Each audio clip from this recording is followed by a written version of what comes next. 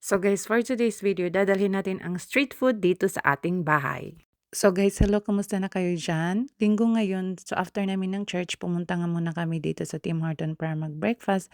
And then nag-crave kasi kami ng street food. Kasi last time nung graduation nila, kumain kami sa isang Filipino store at meron silang street food doon at natikman namin siya, sobrang sarap. Kwek-kwek at saka fishball and kikiam. Kaso nga naman guys ay sobrang mahal. Tingnan niyo yung isang serve is $8.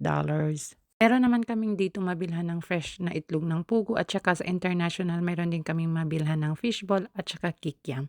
So sabi ko why not dadalhin na lang natin dito sa bahay natin ang Filipino street food. Habang pinapakuluan natin dyan yung ating itlog ng pugo ay sinusort out ko muna itong ating kikiam at saka ito ating fishball. Bumili din pala kami ng squid ball. Sabi ko pala 2 pack bawat item ang bibilhin namin pero sobrang dami na pala kasi meron pa nga palang itlog ng pugo.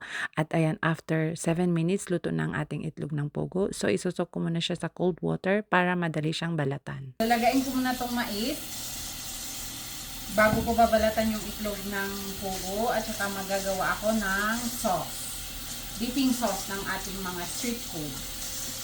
Na kikiam, fishball, squid ball, at saka kwek-kwek. Habang niluluto natin yung ating mais, ay gagawin na din natin yung ating sausawan. Para sa ating sausawan, nag-cut lang ako dyan ng cucumber and then nilagay ko sa 2 garapon. Kaya 2 kasi yung isa spicy at saka yung isa hindi. Kasi ako mahilig ako sa maanghang. Yung mga kasama ko sa bahay, hindi sila kumakain ng maanghang. And then sa puntong ito ay sariling sikap na gawa mo, video mo, o diba? Pagkatapos ko pala naglagay ng cucumber, naglagay ako ng red onion and then garlic.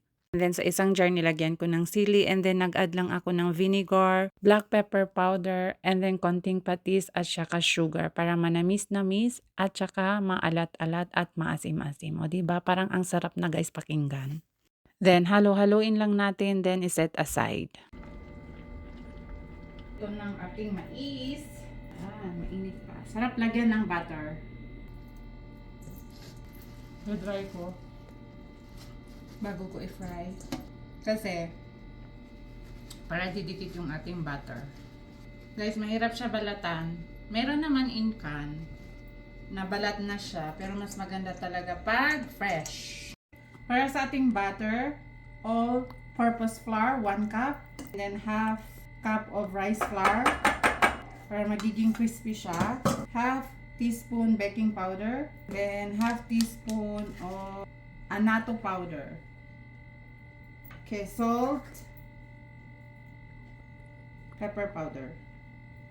So, mix lang natin siya. Feeling ko kulang pa yung color niya. Kailangan natin dagdagan.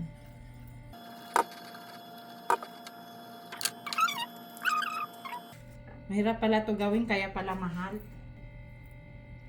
See the consistency? Nag-start na nga akong mag-fry dito at medyo na-alarma nga ako kasi dumidikit yung ating fishball at saka kikiam sa kawali. Sabi ko baka kailangan pagka-fry mo frozen para hindi dumikit. Yun pala, hindi pa lutong-luto yung ating fishball. Kumbaga yung skin niya nakadikit pa doon sa ating kawali tapos binaliktad ko na. Kailangan lang pala na lutong-luto muna bago ko siya galawin doon sa kawali. At saka dapat pala dito deep fry kasi sobrang laki ng aking kawali. Ayaw ko naman mag-aksaya ng madaming mantika, diba? Kasi madiskarte tayo. Ang lalaki ng kikiam, guys.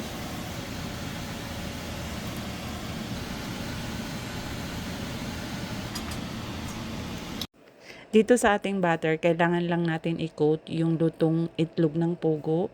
Then, i-fry lang natin siya. Mabilis lang itong maluto kasi luto naman na yung ating itlog. Pero kailangan lutong-luto yung butter natin para magiging crispy siya. So, crispy in the outside but soft in the inside. Ganon.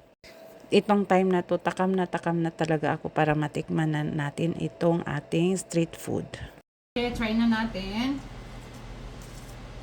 Guys, habang niluluto ko, kinakain na nila, kaya konti na lang. Ito yung ating fishball, kikiam, kwek-kwek, and core. Then, sausawan natin. Kaso, hindi ako nagawa ng sausawan nung yung sweet kasi di ako marunong. Perfect.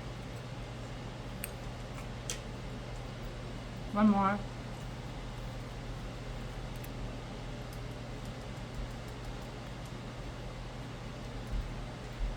Thank you guys for watching. Bye-bye!